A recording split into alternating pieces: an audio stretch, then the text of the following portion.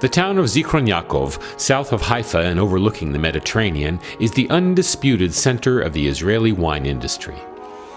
On the slopes of Mount Carmel, it's the home of many wineries, including Israel's largest, Carmel Mizrahi.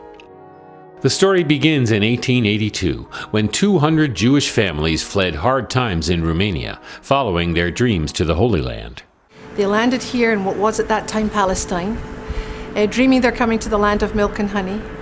And what they actually found here was rampant malaria and a culture that was so different. This was the Ottoman Empire. Asked to help, French-Jewish philanthropist Baron Edmond de Rothschild, owner of Chateau Lafite winery in France, sent a team to Israel.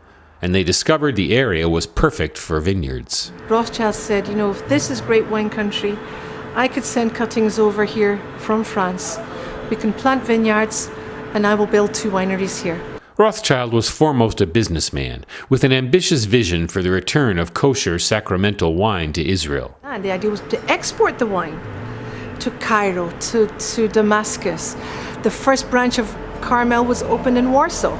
But Rothschild faced unique obstacles. It was a Muslim, Islamic country. Alcohol is not really looked upon very favorably. And basically the Turks said to Rothschild, you want to make your wine, go ahead.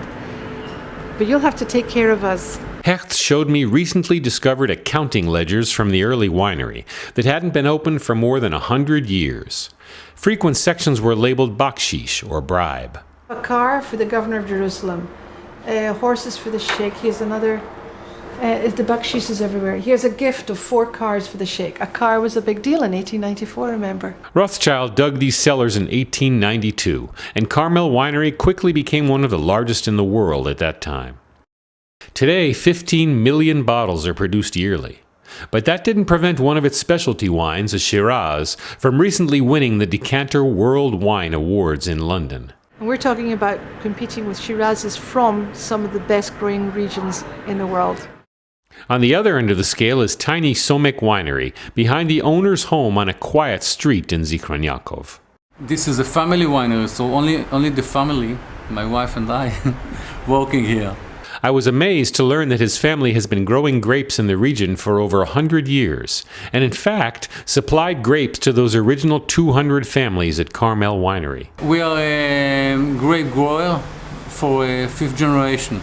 We started in this time, in 1882. The winery is in the former barn, here on what used to be his grandfather's small farm. The wine is all sold right here, by word of mouth, or to a few nearby restaurants. It's very local wine, and it's very important for us to sell the wine in a restaurant only in this area. The entire process happens within a few meters of where we're standing. We bring the grapes from the vineyard early in the morning. We crush them here in the crusher, and after that they move to these tanks, small tanks, to the fermenting. Next week it's going to the press to press the wine. This is the process. The wine is then stored in bottles for a year or more in the shack across the patio. The 10,000 bottles made yearly are a Chardonnay, a Merlot, Carignan, and 2 blends.